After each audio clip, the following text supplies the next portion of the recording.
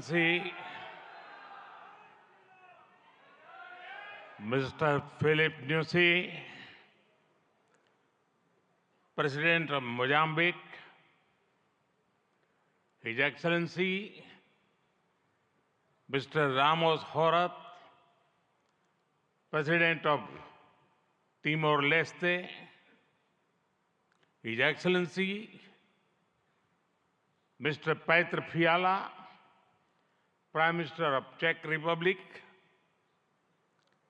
गुजरात के गवर्नर आचार्य देवव्रत जी, यहाँ के लोकप्रिय मुख्यमंत्री भूपेंद्र भाई पटेल,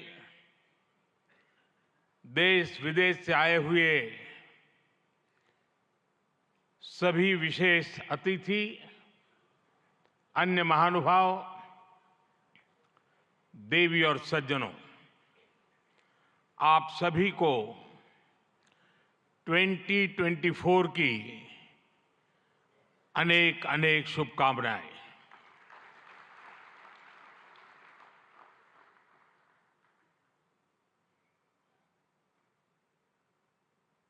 निकट भूतकाल में भारत की आजादी के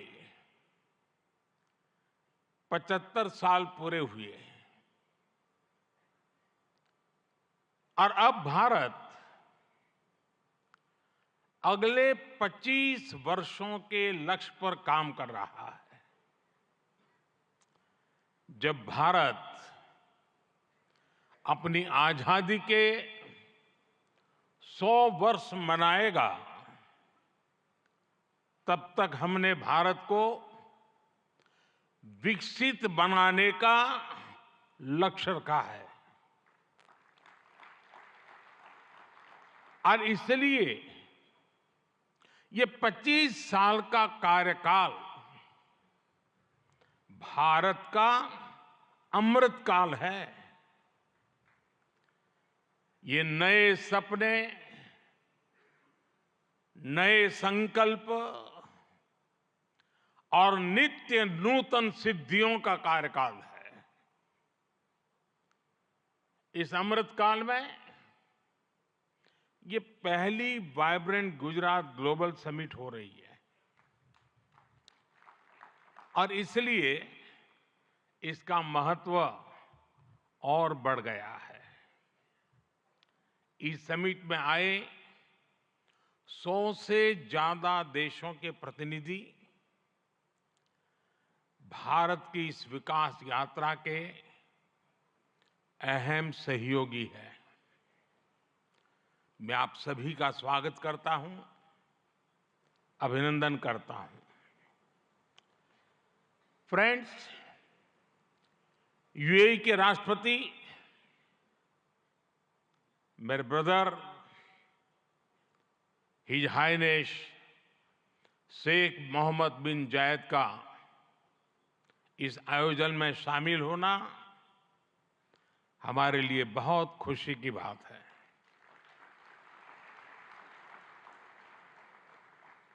वाइब्रेंट गुजरात में इस समिट में उनका यहां चीफ गेस्ट के तौर पर उपस्थित होना भारत और यूएई के दिनों दिन मजबूत होते आत्मीय संबंधों का प्रतीक है। कुछ देर पहले हमने उनके विचार सुने। भारत को लेकर उनका विश्वास, उनका सहयोग बहुत ही गर्मजोशी से भरा हुआ है। जैसा उन्होंने कहा, vibrant Gujarat summit economic development और इन्वेस्टमेंट से जुड़ी जानकारियों और अनुभव साझा करने का ग्लोबल प्लेटफॉर्म बन गई है। इस समिट में भी भारत और यूएई ने फूड पार्क्स के विकास के लिए, रिन्यूएबल एनर्जी के क्षेत्र में सहयोग बढ़ाने के लिए, इनोवेटिव हेल्थ केयर में निवेश के लिए कई महत्वपूर्ण समझौते किए हैं। भारत के पोर्ट इंफ्रास्ट्रक्चर में यूएई की कंपनियों द्वारा कई बिलियन डॉलर के नए निवेश पर सहमति बनी है। यूएई के सॉवरेन वेल्थ फंड द्वारा गिफ्ट सिटी में ऑपरेशन शुरू किए जाएंगे। ट्रांसवर्ल्ड कंपनी यहां एयरक्राफ्ट और शिप लीजिंग एक्टिविटीज भी शुरू करने जा रही है। भारत और यूएई ने जिस तरह अपने रिश्तों को एक नई ऊंचाई दी है, उसका बहुत बड़ा श्रेय मेरे brother his highness Sheikh Mohammed bin Zayed को जाता है। फ्रेंड्स, मोजाम्बिक के प्रेसिडेंट हिज एक्सेलेंसी न्यूसी से कल भी मेरी बहुत विस्तार से बात हुई है। उनके लिए तो गुजरात आना पुरानी यादों को ताजा करने जैसा है। प्रेसिडेंट न्यूसी आईआईएम अहमदाबाद के एल्यूमनाई है।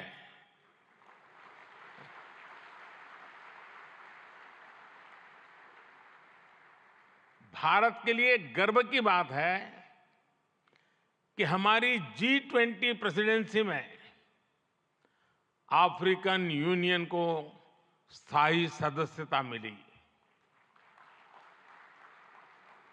प्रेसिडेंट न्यूसी की भारत यात्रा से हमारे संबंधों को तो बल मिला ही है, भारत अफ्रीका के बीच घनिष्ठता और बढ़ी है। साथियों, चेक के प्रधानमंत्री हिज एक्सेलेंसी पैत्र फियाला जी की ये पहली भारत यात्रा इस पद पर है। वैसे वो भारत पहले भी आए हैं। चेक लंबे समय से वाइब्रेंट गुजरात समिट से जुड़ा हुआ है। भारत और चेक के बीच टेक्नोलॉजी, ऑटोमोबाइल्स, मैन्युफैक्चरिंग जैसे सेक्टर्स में सहयोग लगातार बढ़ रहा है। हिज एक्सेलेंसी पैत्र फियाला, मुझे विश्वास है आपकी इस यात्रा से दोनों देशों के संबंध और मजबूत होंगे। हमारे यहां कहा जाता है अतिथि देवो भव, और प्रधानमंत्री के रूप में आपकी तो ये पहली भारत विजिट है। उम्मीद है आप बहुत शानदार यादें लेकर यहां से जाएंगे। फ्रेंड्स, नोबेल लॉरिएट और तिमोर लेस्ते के राष्ट्रपति हिज एक्सेलेंसी रामोस होर्ता का भी मैं भारत में स्वागत करता हूं। हिज एक्सेलेंसी रामोस होर्ता का गांधीनगर आना और विशेष है। आपने महात्मा गांधी के नॉन वायलेंस के सिद्धांत को अपने देश के स्वातंत्र संग्राम से जोड़ा है। आसियान और इंडो पैसिफिक क्षेत्र में तिमोर लेस्ते के साथ हमारा सहयोग बहुत अहम है। फ्रेंड्स, कुछ समय पहले ही वाइब्रेंट गुजरात ग्लोबल समिट को 20 वर्ष पूरे हुए हैं। बीते 20 वर्षों में इस समिट ने नए आइडियाज को प्लेटफॉर्म दिया है। इसने इन्वेस्टमेंट्स और रिटर्न्स के लिए नए गेटवे बनाए हैं। और अब वाइब्रेंट गुजरात ग्लोबल समिट की इस बार की थीम है गेटवे टू द फ्यूचर। 21वीं सदी की दुनिया का फ्यूचर हमारे साझे प्रयासों से ही उज्जवल बनेगा। भारत ने अपनी G20 प्रेसिडेंसी के दौरान भी ग्लोबल फ्यूचर के लिए एक रोड मैप दिया है। वाइब्रेंट गुजरात ग्लोबल समिट के इस एडिशन में भी इस विजन को और आगे बढ़ा रहे हैं।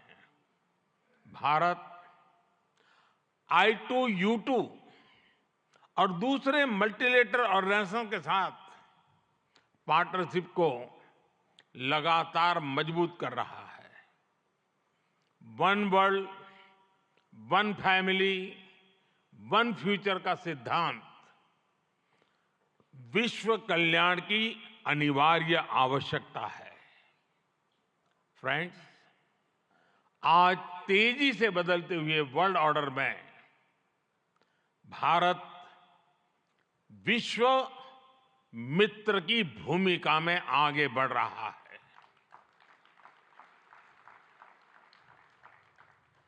आज भारत ने विश्व को ये भरोसा दिया है कि हम साझा लक्ष्य तय कर सकते हैं, अपने लक्ष्य प्राप्त कर सकते हैं।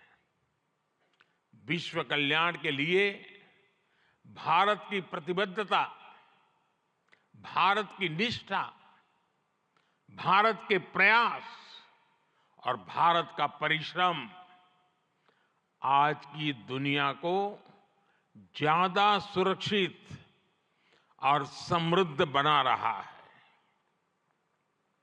The world looks at India as an important pillar of stability, a friend who can be trusted, a partner who believes in people-centric development, a voice that believes in global good, a voice of the global South, an engine of growth in the global economy, a technology hub for finding solutions, a powerhouse of talented youth, and a democracy that delivers.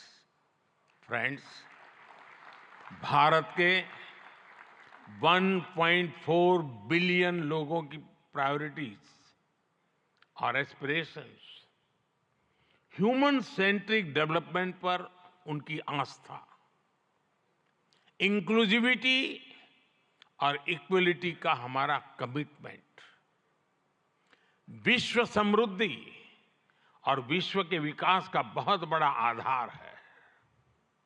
आज भारत दुनिया की 5th largest economy है। 10 साल पहले Bharat 11th पर था। आज दुनिया की हर प्रमुख रेटिंग एजेंसी का अनुमान है कि भारत अगले कुछ वर्षों में दुनिया की टॉप 3 इकोनॉमी में जाएगा।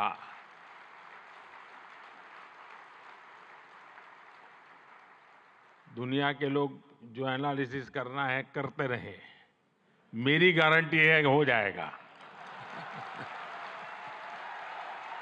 एक ऐसे समय में जब विश्व अनेक अनिश्चितताओं से घिरा हुआ है, तब भारत दुनिया में विश्व की एक नई किरण बनकर के उभरा है।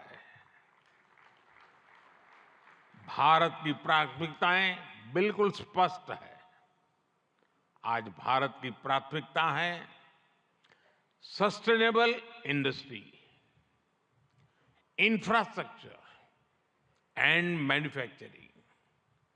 आज भारत की प्राथमिकता है new age skills, futuristic technology, AI and innovation. आज भारत की प्राथमिकता है green hydrogen, renewable energy, semiconductors, इसका पूरा इकोसिस्टम। इसकी एक झलक हम vibrant Gujarat global trade show में भी देख सकते हैं। और मेरा तो आग्रह है कि ट्रेड शो जरूर देखें। गुजरात के भी स्कूल कॉलेज के विद्यार्थी जरूर जाएं। कल दिन में मैंने हिज एक्सेलेंसी न्यूसी और हिज एक्सेलेंसी रामोस होर्ता जी के साथ इस ट्रेड शो में काफी समय गुजारा है। इस ट्रेड शो में कंपनियों ने world class state of the art technology से बने प्रोडक्ट्स का निदर्शन किया है। E mobility, startups, blue economy, green energy और स्मार्ट इंफ्रास्ट्रक्चर जैसे ट्रेड शो में एक प्रकार से छाए हुए हैं। ये जितने भी सेक्टर्स हैं, इनमें इन्वेस्टमेंट के लिए आपके पास लगातार नए अवसर बन रहे हैं। साथियों, आप सभी वैश्विक परिस्थितियों से भली भांति परिचित है। ऐसे में आज अगर भारत की इकोनॉमी में इतना रेजिलियंस दिख रहा है, अगर आज भारत की ग्रोथ में इतना मोमेंटम दिख रहा है, तो इसके पीछे बड़ी वजह है बीते 10 वर्षों में स्ट्रक्चरल रिफॉर्म्स पर हमारा फोकस। इन रिफॉर्म्स ने भारत की इकोनॉमी की कैपेसिटी, कैपेबिलिटी एंड कॉम्पिटिटिवनेस बढ़ाने का बहुत बड़ा काम किया है। रिकैपिटलाइजेशन और आईबीसी से हमने भारत के बैंकिंग सिस्टम को दुनिया के सबसे मजबूत बैंकिंग सिस्टम में से एक बना दिया है। ईज ऑफ डूइंग बिजनेस पर जोर देते हुए हमने 40,000 से ज्यादा कंपनीज को समाप्त कर दिया है, कंप्लायंसेस को समाप्त कर दिया है। जीएसटी ने भारत में टैक्स के अनावश्यक जाल को खत्म किया है। भारत में हमने ग्लोबल सप्लाई चेन के डाइवर्सिफिकेशन के लिए बेहतर माहौल बनाया है। हाल में ही हमने 3 FTA साइन किए ताकि ग्लोबल बिजनेस के लिए भारत और अट्रैक्टिव डेस्टिनेशन बन सके। इनमें से एक FTA तो यूएई के साथ ही हुआ है। हमने अनेक सेक्टर्स को ऑटोमेटिक रूट से FDI के लिए ओपन किया है। आज भारत इंफ्रास्ट्रक्चर पर रिकॉर्ड इन्वेस्ट कर रहा है। पिछले 10 वर्ष में भारत का कैपेक्स 5 गुना अधिक हो चुका है। फ्रेंड्स, भारत आज ग्रीन एनर्जी और ऑल्टरनेटिव एनर्जी सोर्स को लेकर भी अभूतपूर्व गति से काम कर रहा है। भारत की रिन्यूएबल एनर्जी कैपेसिटी 3 गुना बढ़ी है और सोलर एनर्जी कैपेसिटी में 20 गुना वृद्धि हुई है। डिजिटल इंडिया मिशन ने भारत में लाइफ और बिजनेस दोनों को ट्रांसफॉर्म कर दिया है। 10 वर्षों में सस्ते फोन और सस्ते डेटा से डिजिटल इंक्लूजन की नई क्रांति आई है। हर गांव तक ऑप्टिकल फाइबर पहुंचाने का अभियान, 5G का तेजी से विस्तार आम भारतीयों का जीवन बदल रहा है। आज हम दुनिया में तीसरे बड़े स्टार्टअप इकोसिस्टम है। 10 वर्ष पहले तक भारत में कुछ 100 स्टार्टअप थे। आज भारत में 1,15,000 रजिस्टर्ड स्टार्टअप्स है। भारत के ओवरऑल एक्सपोर्ट में भी रिकॉर्ड बढ़ोतरी हुई है। फ्रेंड्स, भारत में जो ये बदलाव आ रहा है, वो भारत के नागरिकों की ईज ऑफ लिविंग भी बढ़ा रहा है, उन्हें एम्पावर कर रहा है। हमारी सरकार के 5 वर्षों में 13.5 करोड़ से ज्यादा लोग गरीबी से बाहर निकले हैं। भारत में मिडिल क्लास की एवरेज इनकम लगातार बढ़ रही है। भारत में फीमेल वर्कफोर्स के पार्टिसिपेशन में भी रिकॉर्ड वृद्धि हुई है। भारत के भविष्य के लिए ये बहुत अच्छी संकेत है और इसलिए मैं आप सभी का आह्वान करूंगा कि भारत की इस विकास यात्रा से जुड़िए। हमारे साथ चलिए। साथियों, लॉजिस्टिक्स को लेकर ईज ऑफ ट्रांसपोर्टेशन के लिए भी भारत में आधुनिक पॉलिसीज पर काम हो रहा है। 10 साल पहले भारत में 74 एयरपोर्ट्स थे। आज भारत में 149 एयरपोर्ट्स हैं। भारत का नेशनल हाईवे नेटवर्क पिछले 10 सालों में करीब करीब 2 गुना हो चुका है। 10 सालों में हमारा मेट्रो ट्रेन नेटवर्क 3 गुना से ज्यादा बढ़ चुका है। गुजरात हो, महाराष्ट्र हो या फिर हमारी ईस्टर्न कोस्ट लाइन हो, इनको आज डेडिकेटेड फ्रेट कॉरिडोर से जोड़ा जा रहा है। भारत में आज अनेक नेशनल वाटरवेज पर एक साथ काम चल रहा है। भारतीय पोर्ट्स का टर्न अराउंड टाइम आज बहुत कॉम्पिटिटिव हो गया है। G20 के दौरान जिस India middle east Europe economic corridor की घोषणा हुई है, वो भी आप सभी इन्वेस्टर्स के लिए बहुत बड़ी बिजनेस अपॉर्चुनिटी है। फ्रेंड्स, भारत के कोने कोने में आपके लिए नई संभावनाएं हैं। वाइब्रेंट गुजरात समिट इसके लिए भी एक गेटवे की तरह है, गेटवे टू द फ्यूचर। और आप भारत में सिर्फ इन्वेस्टमेंट ही नहीं कर रहे, बल्कि यंग क्रिएटर्स और कंज्यूमर्स की एक नई जनरेशन को भी शेप कर रहे हैं। भारत के एस्पिरेशन से भरी यंग जनरेशन के साथ आपकी पार्टनरशिप को वो रिजल्ट लाकर दिखा सकती है जिसकी आपने कभी कल्पना भी नहीं की होगी। और इसी विश्वास के साथ एक बार फिर आप सभी का वाइब्रेंट गुजरात समिट से जुड़ने के लिए मैं हृदय से बहुत बहुत आभार व्यक्त करता हूं। और मैं आपको विश्वास दिलाना चाहता हूं कि आपके सपने ये मोदी का संकल्प है।